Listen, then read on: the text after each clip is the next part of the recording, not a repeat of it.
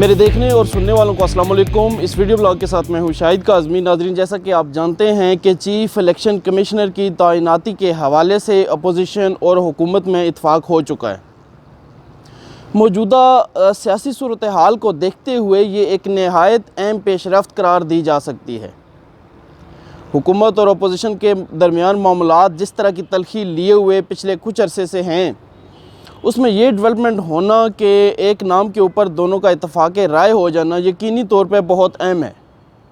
सिकंदर सुल्तान राजा, जिनके नाम पे चीफ़ इलेक्शन कमिश्नर की तैनाती के हवाले से इत्तफाक हुआ है, वो नहायत नेक नाम ब्यूरोक्रेट हैं। उनकी शोहरत बड़ी अच्छी है। सेक्रेटरी रेलवे की हैसियत से वो रिटायर हो चुके हैं। 22वें ग्रेड के पाकिस्तान एडमिनिस्ट्रेटिव सर्विस के हवाले से उनका ताल्लुक़ रहा है। अपनी सर्विस से वो रिटायर हो चुके हैं और अब उनको चीफ़ इलेक्शन कमिश्नर तैनात किया जा चुका है।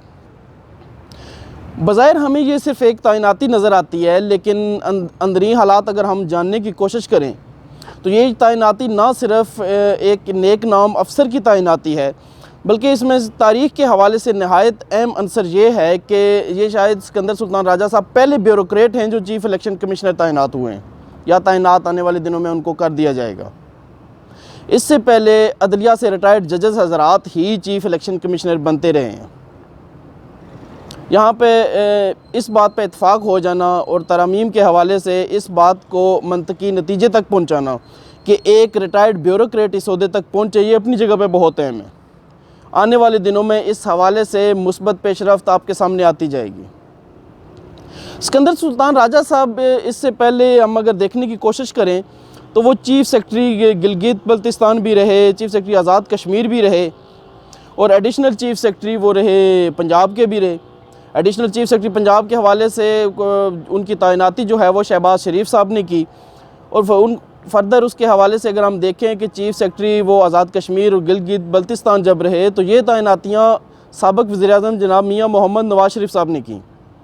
इनके भाई भी पुलिस सर्विस में हैं, खिदमात सर अंजाम दे चुके हैं।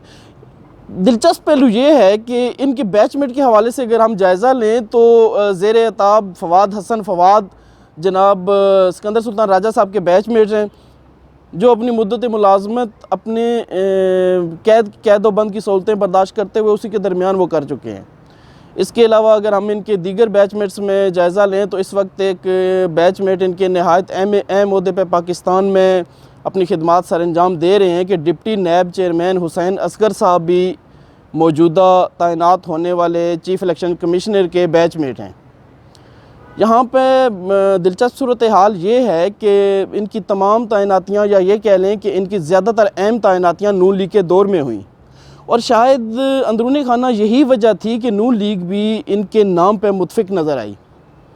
पहले शुनीद यही थी कि हुकूमत के पेश करदा नामों में बाबर याकूब साहब का नाम था, लेकिन इनका नाम शामिल नहीं था, लेकिन उस पर इत्तफाक राय ना होने की वजह से फिर सिकंदर सुल्तान राजा साहब का नाम शामिल किया गया। और अपनी जगह पे ये नहायत अहम है कि इस एक तैनाती के हवाले से अगर हुकूमत और अपोजिशन के दरमियान मामलात बेहतर होते हैं, ये मुल्क में सियासी सूरत हाल के लिए नहायत बेहतर है। इन लॉज के हवाले से देखें तो सबसे अहम बात जो है, सिकंदर सुल्तान राजा साहब के जो ससुर हैं सईद मेहदी साहब, वो साबिक़ वज़ीर-ए-आज़म नवाज शरीफ साहब के प्रिंसिपल सेक्रेटरी रह चुके हैं। इस हवाले से ब्यूरोक्रेटिक वैल्यूज़ का पूरा बैकग्राउंड है और पूरा ख़ानदान इनका सिविल सर्विस में मौजूद है। कुछ हज़रात सिविल सर्विस में अभी भी ज़िम्मेदारियाँ सर अंजाम दे रहे हैं, कुछ अफराद रिटायर हो चुके हैं। इस हवाले से ये कहना बेहद दरगिज़ नहीं है कि चीफ़ इलेक्शन कमिश्नर की ज़िम्मेदारियाँ संभालने के बाद सिकंदर सुल्तान राजा साहब यकीनी तौर पे अपनी तमाम सलाहियतें बरूए कार लाते हुए आने वाले दिनों में इलेक्शन कमीशन में अपनी ज़िम्मेदारियां ऐसे तरीके से सर अंजाम देंगे। और आइंदा आने वाले इलेक्शन के हवाले से इस नुक्ते पे गौर कीजिएगा कि आने वाले दिनों में जब इंतखाबी सूरत हाल सामने आती जाएगी, आने वाले इंतखाबात के हवाले से जब दंगल सजना शुरू हो जाएगा, क्योंकि नून लीग और तहरीक इंसाफ दोनों इस नाम पर मुतफिक हैं, पीपल्स पार्टी भी बज़ाहिर कोई किसी किस्म की मुखालफत नहीं दिखा रही, तो इन पे एक भारी ज़िम्मेदारी आने वाले इंतखाबात में आयद होगी कि ये फ्री एंड फेयर इलेक्शन करवाएं और किसी फरीक को उन इलेक्शन से शिकायत ना हो। बेशक इस वक्त उनके बैकग्राउंड जो है सिकंदर सुल्तान राजा साहब का, उनके इन लॉज के हवाले से देखें, उनके फैमिली मेम्बर्स के हवाले से देखें, वो ब्यूरोक्रेट से भरी हुई फैमिली है। हो सकता है यही बात इनको अपनी ज़िम्मेदारियां निभाने के हवाले से मुस्बत रवश पर भी डाल दे। आप सबका बहुत बहुत शुक्रिया। मेरा ये वीडियो ब्लॉग अगर आपको पसंद आया हो, इसको पसंद कीजिएगा, राय दीजिएगा और इस ब्लॉग को शेयर करना ना भूलिएगा। चैनल सब्सक्राइब करना हरगिज़ ना भूलिएगा। अल्लाह हाफ़िज़।